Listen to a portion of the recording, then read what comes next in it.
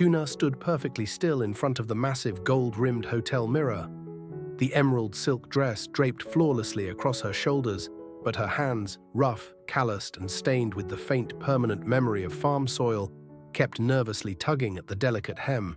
She looked at her own reflection and felt like she was wearing a stranger's costume.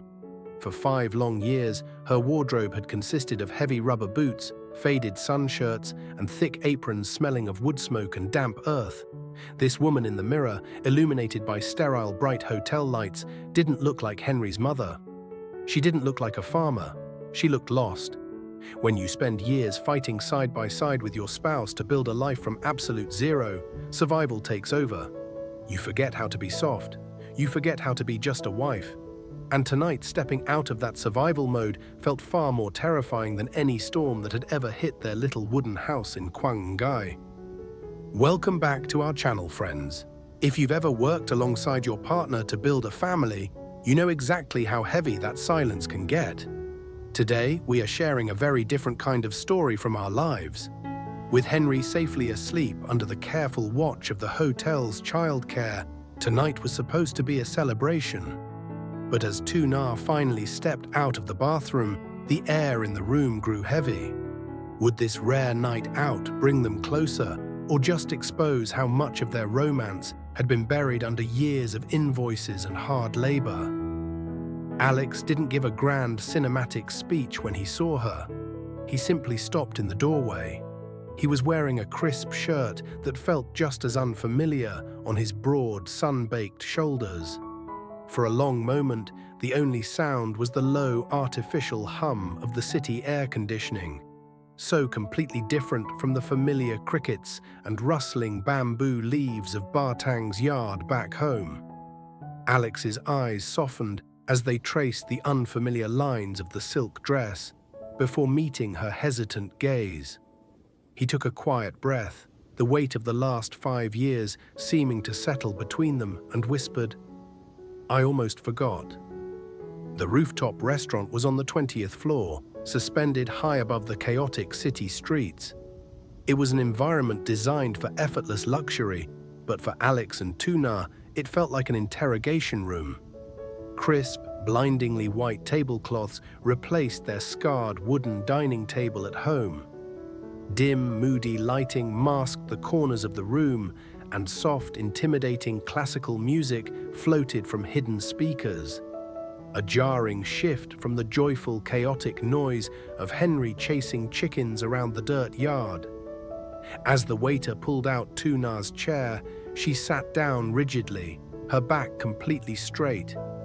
Terrified she might tear the silk or knock over the fragile crystal water glasses. Alex sat across from her, his large hands resting awkwardly on his lap. Between them lay an arsenal of polished silver, 3 different forks, 2 knives, and spoons they couldn't name the purpose of. When the first plate arrived, it was a tiny, colorful portion of food sitting alone in the center of a massive ceramic dish. Back home, meals were mountains of steaming rice, rich broths, and shared bowls meant to fuel a hard day's work. Here, they were terrified to even pick up the wrong utensil. The pressure to perform this high-class romance correctly was suffocating them both. They were surviving the dinner, not enjoying it. Alex watched his wife carefully nudge a piece of delicate garnish with her fork. He saw the tension in her jaw, the way her dark eyes darted around the room to see how the other well-dressed couples were behaving. He hated seeing her so uncomfortable, especially when this expensive night was meant to thank her for everything she had sacrificed. Realizing that the stiff atmosphere was ruining the night, Alex decided to intervene. He cleared his throat, leaning slightly forward. "Tu Na," he said softly, keeping his voice below the sweeping notes of the classical music. "Let's make a rule for tonight." She looked up, her eyes flashing with a mix of relief and curiosity. "To make this special," Alex continued, his tone turning gentle but firm, "there is zero talk about the farm. No mentioning the invoices for the new fertilizer. No talking about the worker's schedule. And as much as we love him, No talking about Henry.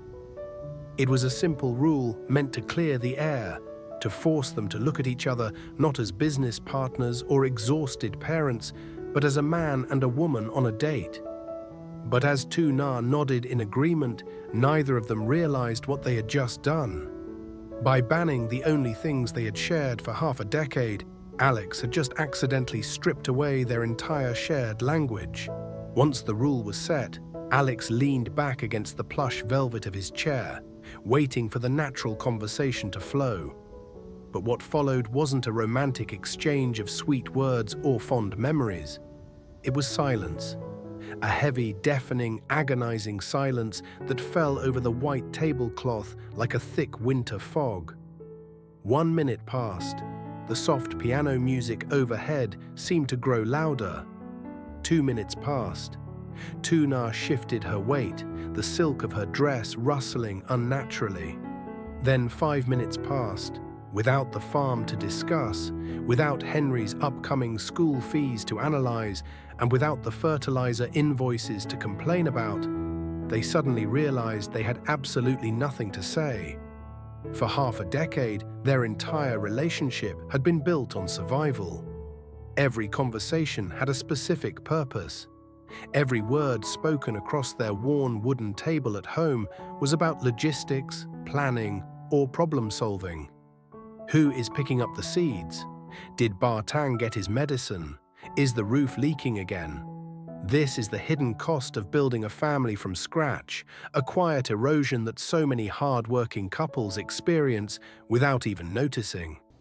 It is the co-worker trap. When you work side by side to claw your way out of poverty, the luxury of idle, romantic conversation is the first thing you sacrifice. You stop being lovers. You become business partners. You become co-managers of a household, operating with military efficiency. And in the rare moments when the work finally stops and the quiet settles in, you find yourself sitting across from a stranger you love, but no longer know how to speak to. Tu Na stared blankly at her crystal water glass. She watched a single bead of condensation form near the rim, slowly tracing a crooked path down the smooth glass until it pooled on the pristine white fabric below. The physical distance across this small table suddenly felt like an uncrossable canyon. Around them, the restaurant buzzed with effortless elegance. Other couples leaned in close, laughing softly over their wine, holding hands in the dim candlelight. The contrast was suffocating. A stark before and after realization hit Tu Na. Before this dinner, they were an unbeatable team, navigating mud and monsoons. Here, in the after, they were failing at the simplest human connection. She physically withdrew, her shoulders slumping as she looked down at her lap. She felt a wave of deep, creeping sadness. She wasn't just uncomfortable anymore, she felt like she was ruining the expensive night Alex had worked so hard to give her. She was a farmer trying to play dress-up, and she was failing. Alex watched the quiet devastation wash over his wife's face. He saw her fighting back tears, her gaze locked on her hands, trying desperately to shrink into the heavy silk of her dress. The romantic dinner was rapidly turning into an uncomfortable, painful test, and the silence was suffocating them both. He faced a sudden, critical choice. He could pretend everything was fine. He could force a fake, high-class conversation about the weather or the confusing classical music, desperately maintaining the illusion of the sophisticated CEO couple they were supposed to be tonight. Or he could break the illusion entirely and rescue the woman he loved from her own self-doubt. Alex chose to drop the act. He didn't politely ask the waiter for the check, and he didn't offer a hollow compliment to smooth things over. Instead, he took a deep breath and physically shattered the stiff, polite etiquette of the room. With a sudden, deliberate scrape of his chair against the polished floor, he leaned heavily across the table. His large hand reached out and firmly pushed his pretentious, half-empty wine glass aside, not caring as it clinked loudly against the polished silver forks. Alex watched the quiet devastation wash over his wife's face. He saw her fighting back tears, her gaze locked on her hands, trying desperately to shrink into the heavy silk of her dress. The romantic dinner was rapidly turning into an uncomfortable, painful test, and the silence was suffocating them both. He faced a sudden, critical choice. He could pretend everything was fine. He could force a fake, high-class conversation about the weather or the confusing classical music, desperately maintaining the illusion of the sophisticated CEO couple they were supposed to be tonight. Or he could break the illusion entirely and rescue the woman he loved from her own self-doubt. Alex chose to drop the act. He didn't politely ask the waiter for the check, and he didn't offer a hollow compliment to smooth things over. Instead, he took a deep breath and physically shattered the stiff, polite etiquette of the room. With a sudden, deliberate scrape of his chair against the polished floor, he leaned heavily across the table. His large hand reached out and firmly pushed his pretentious, half-empty wine glass aside, not caring as it clinked loudly against the polished silver forks. Alex didn't try to recite a line from a romantic movie, and he didn't call her a priceless treasure to make the awkwardness disappear. Instead, he simply reached across the pristine white tablecloth and gently took her hand. He didn't mind that her fingers were still faintly stained with the permanent memory of the soil they had tilled together. His thumb slowly brushed over the familiar hard calluses on her palm, calluses she had earned standing by his side, building their family's future from the dirt up. Resting their rough, hard-working hands together against the luxurious linen, the visual contrast was striking. But for the first time all evening, it didn't feel wrong. It felt real. "Tuna," Alex said, his voice carrying the deep, quiet warmth of their wooden house back home. "I don't know what half the things on this menu are. And to be honest, I miss the sound of the crickets in Bartang's yard right now." He watched her shoulders drop, the heavy silk of her dress finally looking less like a stranger's costume and more like just a simple garment. "But," he added, his eyes locked onto hers with a warm, unwavering smile, "there is no one else in this entire world I would rather feel completely out of place with." Hearing this, the last rigid walls of Tuna's insecurity melted away. The hidden cost of their exhausting work, the quiet fear that they had lost their romance, simply vanished. She realized that the scars and calluses of their labor were not things to hide in the soft light of a fancy restaurant. They were the very foundation of their love. Romance wasn't about the perfect setting, it was about the person you chose to endure the hardship with. A quiet beat passed between them, and then Tuna laughed. It wasn't the polite, muffled chuckle of the wealthy couples sitting around them. It was a genuine, echoing laugh, loud, warm, and unapologetically full of the countryside. The heavy tension in the air shattered completely.